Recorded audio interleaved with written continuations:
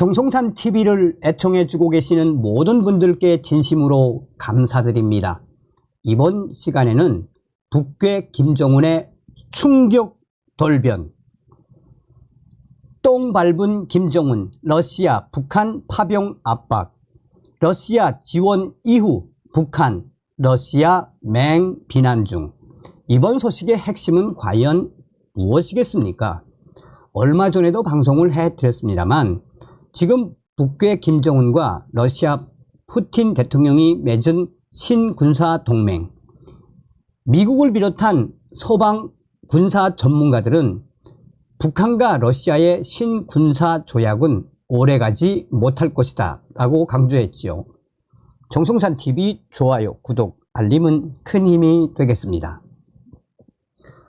똥 밟은 김정은 어쩌나, 러시아 대폭망 중, 파병 압박 받게 된 북한, 상호 방위 조약 때문에 영토 뚫린 러시아 도와주게 된 김정은, 쌍방 중 어느 일방이 개별적인 국가 또는 여러 국가들로부터 무력 침공을 받아 전쟁 상태에 처하게 되는 경우 타방은 유엔 헌장 제51조와 조선민주주의인민공화국과 러시아 연방의 법에 준하여 지체 없이 자기가 보유하고 있는 모든 수단으로 군사적 및 기타 원조를 제공한다. 지난 6월 18일에서 19일 평양을 방문한 푸틴 러시아 대통령이 김정은을 만난 이후 발표된 북러 동반자 조약, 북한이 발표한 정식 명칭은 조선민주주의인민공화국과 러시아 연방 사이의 포괄적인 전략적 동반 관계에 관한 조약 제4조의 내용입니다. 국가 간 조약이나 합의는 전문을 공개하지 않는 경우가 많습니다. 비밀로 삼아야 할 것이 있기에 일부만 공개합니다. 중요하다고 판단한 경우에는 비밀로 지정해 아예 공개하지 않기도 합니다. 지난 2007년 북한을 방문한 노무현 대통령이 김정일을 만나 나누었던 대화를 노무현 정부가 2급 비밀로 지정해 감췄던 것은 잘 알려진 사실입니다. 푸틴 올가미에 걸린 김정은은 반대로 갔습니다. 김정은은 조약 체결에 대만족한 듯 푸틴이 떠나자 조선중앙통신에 조약 전문을 공개하게 했습니다. 이 시기의 북한은 러시아의 전쟁 물자를 팔아먹고 있었습니다.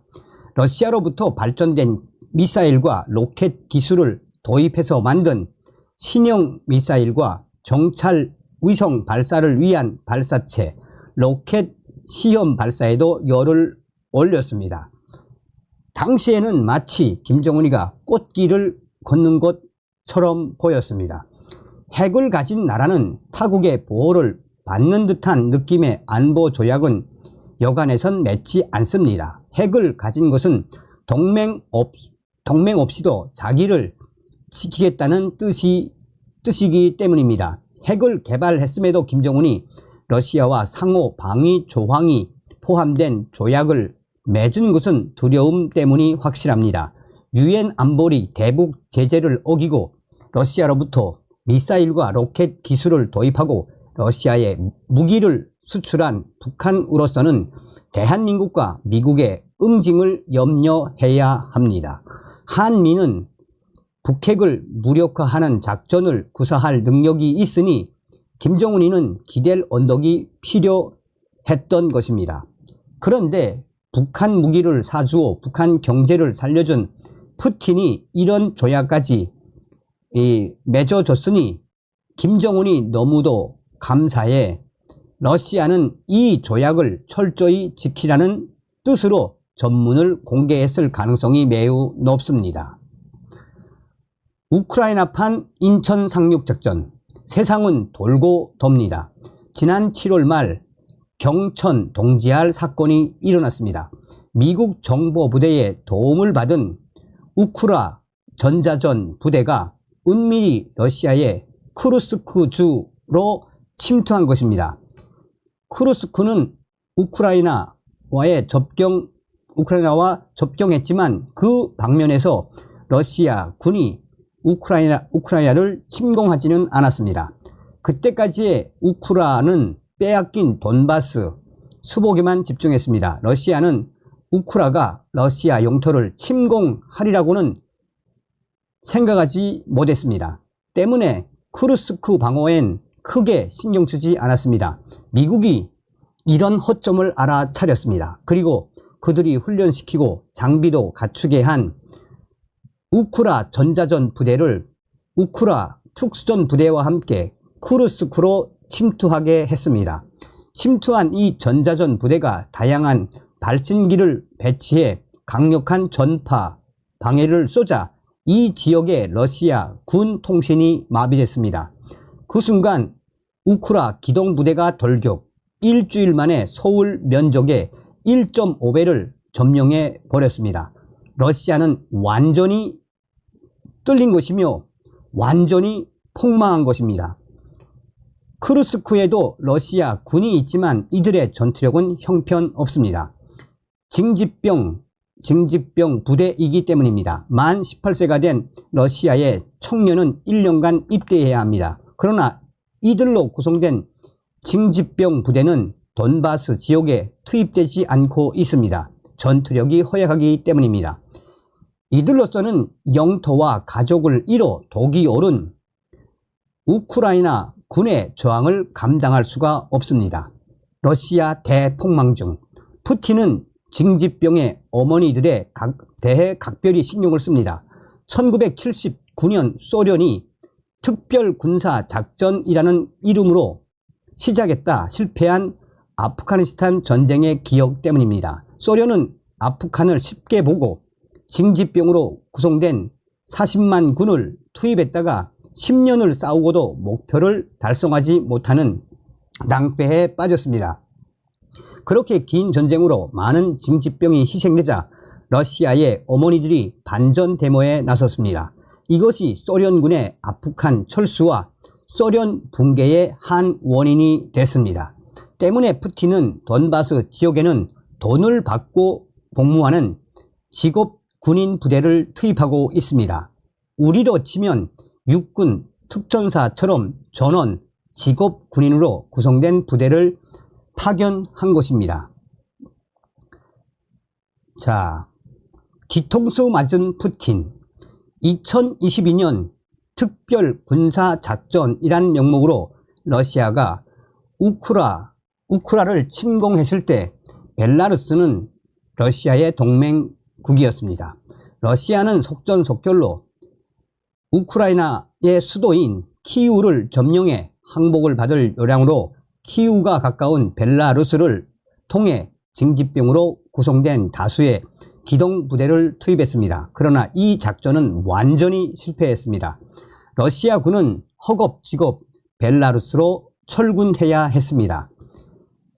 키이우 점령 실패 이후 러시아는 친러 게릴라 활동이 많은 돈바스 공략에 집중해 이 지역을 차지하고 이 지역 주민 투표를 통해 이것을 러시아에 편입시켰습니다.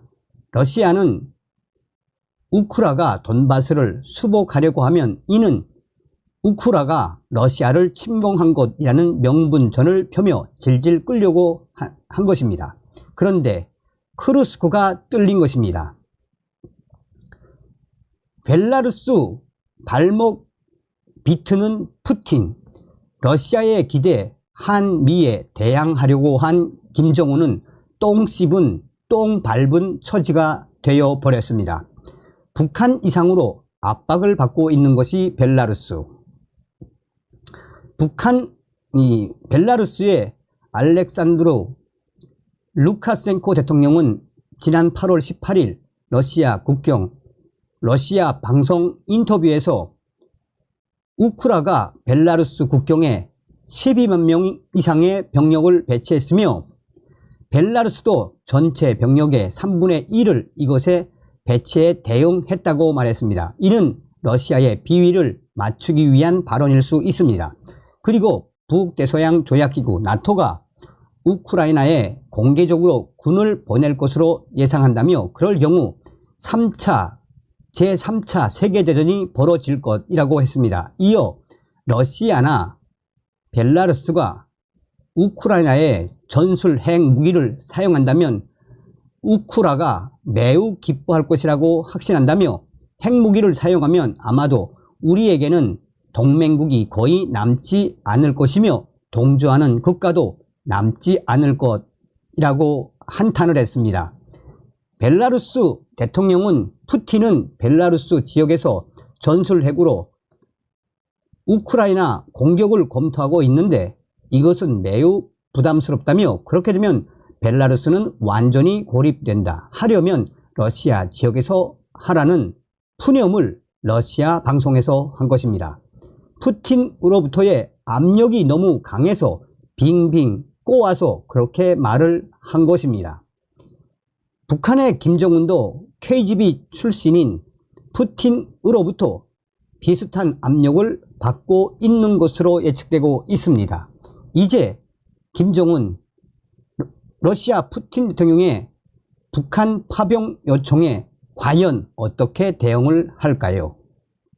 자, 이게 며칠 전의 소식이죠. 자, 정상회담 이후 부쩍 러시아와의 친선을 강조해온 북한. 그런데 최근 내부 강연에서 러시아가 사회주의를 포기하고 자본주의를 선택해 빈곤하게 산다며 맹비난 중인 것으로 전해지고 있습니다. 러시아에 대한 주민들의 과도한 동경을 차단하기 위한 것으로 보입니다. 최근 북한과 러시아의 밀착 관계가 두드러지는 가운데 북한 김정은 정권이 러시아를 비난하는 주민 대상 강연을 계속해서 조직에 전국적으로 확대시키고 있는 것으로 알려졌습니다. 사회주의를 포기하고 자본주의를 선택했다는 비판이었는데 주민들 속에서는 때 아닌 사회주의 타령이라는 충격 반응이 나오고 있습니다.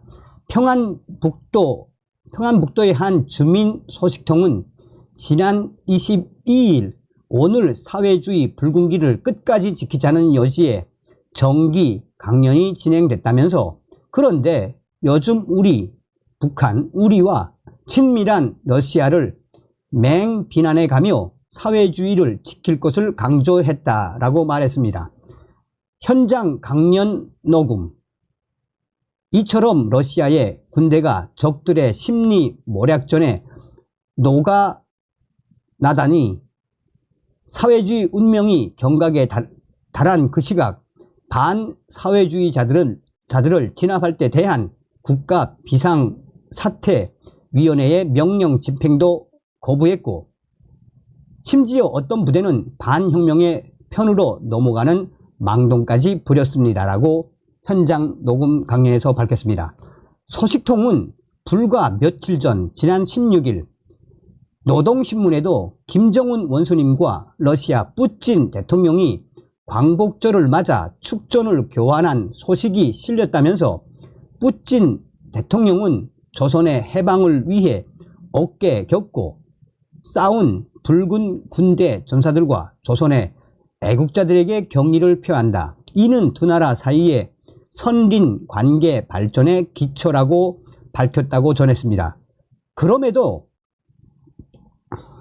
당 중앙에서는 주민들에게 러시아가 사회주의 붉은 길을 지키지 못해 멸망한 것처럼 선전하고 있다면서 러시아 군대와 선대들이 지켜낸 사회주의 붉은 길을 버렸기 때문에 오늘을 비참하게 산다고 설명했다고 덧붙였습니다. 소식통은 그러나 러시아를 맹비난하는 집중 강연은 주민들에게 큰 충격을 주었다며 일부에서는 김정은만을 위한 것이 사회주의냐, 가난한 사회주의보다 부유한 자본주의를 선택한 것이 100번 낫다는 반응도 나왔습니다. 소식통은 이 같은 강연을 지금 이 시점에서 진행하는 배경이 러시아에 대한 주민들의 지나친 동경을 경계하기 위한 조치라고 설명했습니다. 최근 주민들 속에 그나마 경제난에 처한 북한을 구제해 주는 게 러시아라는 인식이 커지고 있다면서 당에서 러시아에 대한 주민들의 동경심을 차단하려고 사회주의 붉은 길을 지키자고 선동하고 나선 게